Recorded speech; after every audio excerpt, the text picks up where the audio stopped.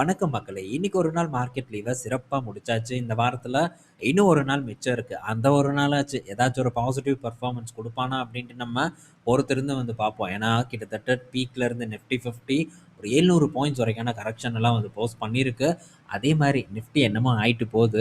But individual ஸ்டாக்ல opportunity வரும் அப்டிங்கிற எதிர்பார்ப்போட தான் நம்மளும் வந்து வெயிட் பண்ணிட்டு இருக்கோம். ஸோ ஆல்மோஸ்ட் சிலதெல்லாம் ரொம்ப பக்கத்துலயும் வந்து இருக்கு. அத பற்றியும் நம்ம பேசிட்டு தான் வந்துட்டுருக்கோம். பட் இப்போதைக்கு அட்ராக்டிவான ஒரு இடம்னு பார்த்தா அது எஃப்எம்சிஜி தான். அத பத்தியெல்லாம் நம்ம பேசிட்டு தான் இருக்கோம். ஸோ ஜோதி லேபு, கோல்கேட்டு, ஐடிசி இதெல்லாம் பார்த்தீங்கன்னா, நல்ல ஒரு அருமையான ஒரு இடத்துல இருக்கு. ஸோ அதையும் வந்து அப்படியே வந்து செக் பண்ணி பார்த்துக்கோங்க. ஸோ திரும்ப நான் வந்து ஃபோக்கஸ் பண்ணும்போது கண்டிப்பா அந்த அப்டேட்டையும் உங்க கூட வீடியோல வந்து நான் ஷேர் பண்றேன். ஸோ இது எஃப்எம்சிஜி பங்குகள் பற்றியான அப்டேட். அடுத்தது பார்த்தீங்கன்னா சில்வரு. ஸோ சில்வர் பார்த்தீங்கன்னா, வேற லெவலான ஒரு ஏற்றத்த வந்து குடுத்துருக்கு. ஸோ கோல்டெல்லாம் அந்த பக்கம் தள்ளி நின்னு தான் ஆகணும். ஏன்னா, அந்த அளவுக்கான அருமையான ஒரு அட்டிய பார்த்தீங்கன்னா, சில்வர் போட்டிருக்கு. பட் இப்போ சில்வர் பார்த்தீங்கன்னா, கிராஷ் ஆகும் அப்படிங்கிற ஒரு ரிப்போர்ட் வந்திருக்கு. ஸோ இப்போ அதில யார் சொல்லியிருக்கான்னா, Robert Kiyosaki rich dad poor dad அப்படிங்கிற ஒரு புக் எழுதினவர் தான். ஸோ மோஸ்ட்டா பெரும்பாலும் எல்லாருக்கும் அது தெரியும். ஸோ அப்பப்போ பார்த்தீங்கன்னா, இந்த மாரியான ப்ரெடிக்ஷன குடுத்துட்டு இருக்கக்கூடிய ஆள். பட் அதே மாரி தான் சில்வர் இதுக்கு முன்னாடி ப்ரெடிக்ட் பண்ணதும் இந்த தலைவர் தான் நான் நெனைக்கிறேன். ஏறும் அப்படின்ட்டு. இப்போ பார்த்தீங்கன்னா, சில்வர் கிராஷ் ஆகும் அப்படிங்கிற ஒரு ப்ரெடிக்ஷன வந்து இவங்க குடுத்துருக்காங்க. ஸோ நல்ல ஒரு ரிட்டர்ன குடுத்துருச்சு. நானும் ப்ராஃபிட் புக் பண்ணலான்னு தான் இருக்கேன். ஸோ இன்னும் இவர் சொன்ன உடனேலாம் வந்து ஒண்ணும் கிராஷ் ஆயிற போறதில்ல.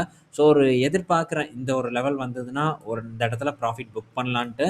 ஸோ ஒன்ஸ் வந்து ரீச் பண்ணுச்சுன்னா, கண்டிப்பா பார்த்தீங்கன்னா, சில்வர்ல நான் ப்ராஃபிட் புக் பண்றதுக்கு ட்ரை பண்ணுவேன். பண்ணும்போது அந்த அப்டேட்டையும் ஷேர் பண்றேன்.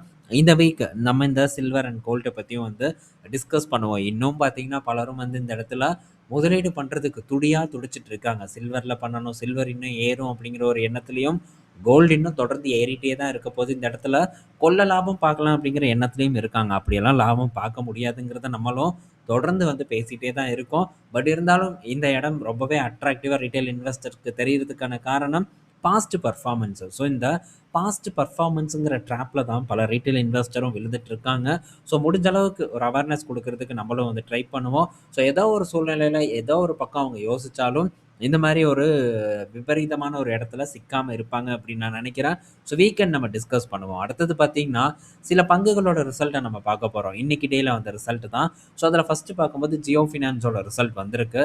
ஸோ ஜியோ ஃபினான்ஸோட பெர்ஃபார்மன்ஸ் பார்த்தீங்கன்னா, எக்ஸலன்ட்டா இருக்கு. என்ன ப்ராஃபிட் மட்டும் தான் வந்து குறைஞ்சிருக்கு. ஆப்பரேஷன் சக்சஸ், பேஷண்ட் டெத் அப்படிங்கிற மாரி ரெவென்யூலாம் நல்லா இருக்கு. ஆனா லாபம் மட்டும் பார்த்தீங்கன்னா, சரிவடைஞ்சிருக்கு இயர் ஆன் இயர்ல.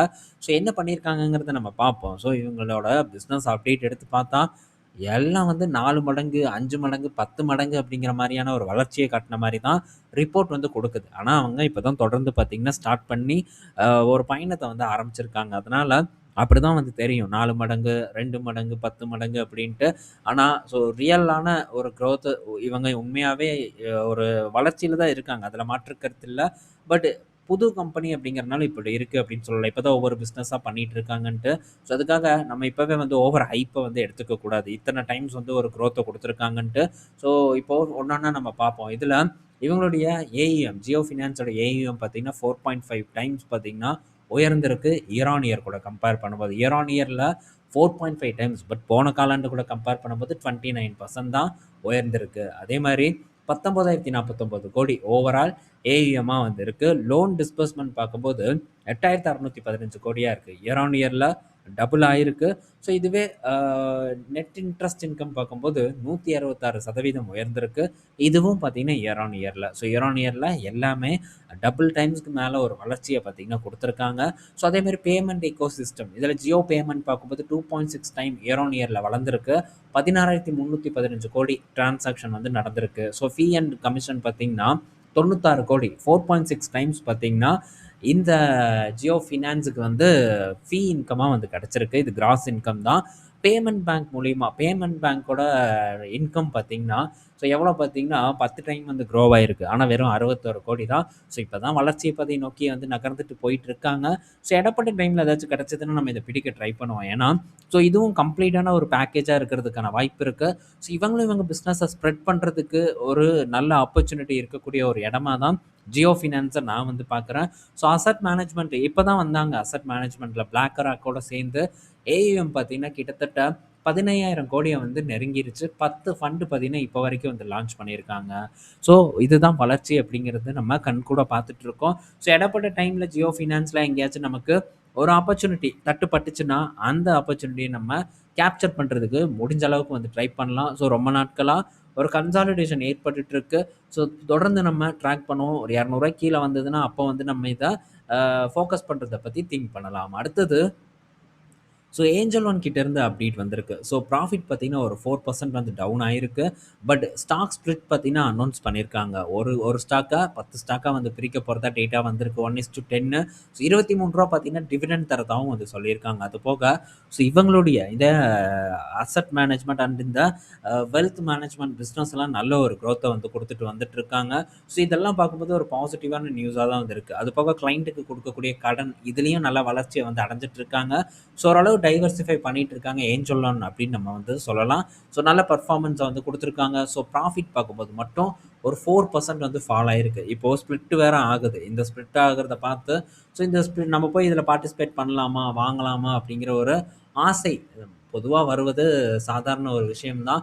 பட் போய் வாங்குறதுல ஸோ இப்போ இருக்கக்கூடிய ரேஞ்சிலலாம் போய் நம்ம பிடிப்பது என்ன பொறுத்தவரைக்கும் கொஞ்சம் வந்து தேவையில்லாத வேலையோ அப்படின்னு நான் பார்க்குறேன். ஏன்னா ஸோ மார்க்கெட்டே இப்போ கொஞ்சம் அப்படி இப்படின்னு தான் போயிட்டுருக்கு. ஸோ ஏதாச்சும் ஒரு சம்பவம் நடந்ததுன்னா, அப்போ இந்த மாரி புரோக்கரேஜ் பங்குகள் எல்லாம் கொஞ்சம் வந்து ஸ்ட்ரகிள் ஆகுறதுக்கான சான்சஸும் இருக்குன்னு நான் நினைக்கிறேன். ஸோ இப்போதைக்கு நான் இது பக்கம் வந்து போமாட்டேங்கிறத சொல்லிக்கிறேன். நீங்க போக்கூடாதுன்னு சொல்லல. நான் இது பக்கம் வந்து போமாட்டேன். அடுத்தது சவுத் இந்தியன் பேங்கோட ரிசல்ட் வந்திருக்கு. ஸோ சவுத் இந்தியன் பேங்க் வழக்கம் போலான ஒரு வளர்ச்சிய வந்து குடுத்துருக்காங்க. 9.3% பார்த்தீங்கன்னா, இயர் ஆன் இயர்ல நெட் ப்ராஃபிட் வந்து க்ரோவ் ஆயிருக்கு. 374 கோடி ப்ராஃபிட்டா போஸ்ட் பண்ணியிருக்காங்க. அதே மாரி அசெட் குவாலிட்டி பார்க்கும்போது சவுத் இந்தியன் பேங்க்குக்கு இம்ப்ரூவ் ஆயிருக்கு. ஸோ ஆல்ரெடி லாஸ்ட் ட்ரேடிங் செஷன்ல ஒரு 5% வரைக்கான ஏற்றத்த குடுத்துருக்கு. இது பார்த்தீங்கன்னா, ஒரு 60% ஆகுமான்னு நெனைக்கிறேன். ஸோ அந்த ஒரு ஒரு ரிட்டர்ன்ல பார்த்தீங்கன்னா, நான் எக்ஸிட் பண்ணேன். பண்ணும்போது அந்த அப்டேட் உங்க கூட ஷேர் பண்ணேன். பட் நான் வித்ததுக்கு அப்புறமும் இந்த பங்கு நல்ல ஒரு ஏற்றத்த பார்த்தீங்கன்னா, இப்போ வரைக்கும் டெலிவர் பண்ணிட்டு தான் இருக்கு. ஸோ நல்லதும் கூட. நல்லது பண்ணட்டும். ஸோ பலரும் பார்த்தீங்கன்னா, ரிட்டெயில் இன்வெஸ்டர் இதில ஹோல்டு பண்றாங்க. அவங்களுக்கு ரொம்பவே மகிழ்ச்சியான விஷயமா வந்து இருக்கும். ஸோ இந்த காலாண்டுல ஒரு 20 கோடி போன காலாண்டு கூட கம்பேர் பண்ணும்போது ஒரு 20, 23 கோடி பார்த்தீங்கன்னா, அதிகப்படியான லாபத்த வந்து பண்ணியிருக்காங்க. ஸோ இதுதான் இவங்களுடைய வளர்ச்சி. அந்த வளர்ச்சிய பார்த்தீங்கன்னா, சவுத் இந்தியன் பேங்க் கன்சிஸ்டன்ட்டா வந்து காட்டிட்டு வந்துட்டு இருக்கிறது நம்மளால பார்க்க முடியுது. இடைப்பட்ட டைம்ல கொஞ்சம் ஸ்லோவாச்சு பிசினஸ். பட் இப்ப திரும்ப பார்த்தீங்கன்னா, கொஞ்சம் அ அதே வேகத்த வந்து கையில எடுத்திருக்காங்க. ஸோ அசெட் குவாலிட்டி ஓரளவு பெட்டரா வந்து இம்ப்ரூவ் பண்ணியிருக்காங்க. குவார்டர் ஆன் குவார்டர்ல பார்க்கும்போது. ஸோ ஓகே அப்படிங்கிற ஒரு பெர்ஃபார்மன்ஸ இந்த சவுத் இந்தியன் பேங்க் வந்து குடுத்துருக்காங்க. ஸோ இவ்வளோ தான் இவங்களுடைய வளர்ச்சி அப்படிங்கிறத நம்ம வந்து புரிஞ்சுக்கணும். பட் ஸ்டாக் பிரைஸ் பார்க்கும்போது ஒரு ஏற்றத்த வந்து டெலிவர் பண்ணிட்டு இருக்கு.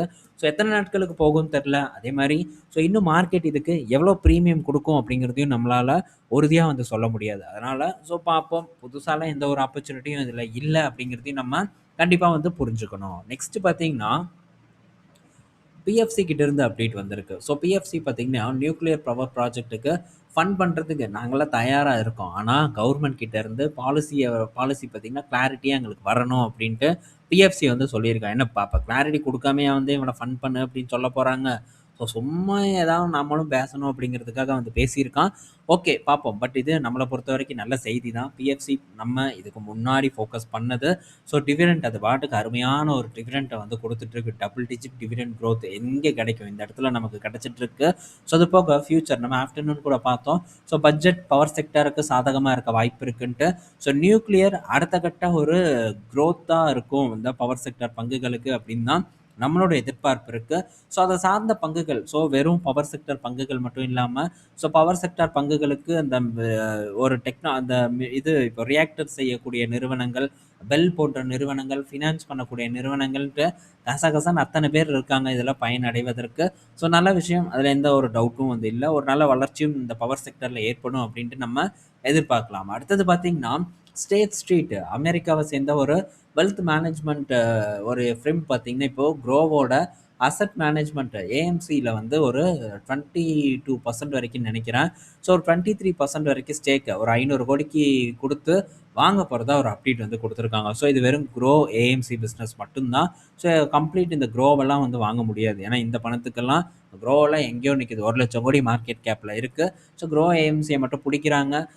ஒரு வளர்ச்சி இருக்கும் அப்படிங்கிற எதிர்பார்ப்பு பார்த்தீங்கன்னா, இந்த ஸ்ட்ரீட்டுக்கு இருக்கு. பார்ப்போம் வளர்ச்சி இருக்குதா அப்படின்ட்டு. மேபி ஃபியூச்சர்ல க்ரோ ஏஎம்சின்னு தனியா லிஸ்ட் பண்ணாலும் வந்து பண்ணுவானுங்க.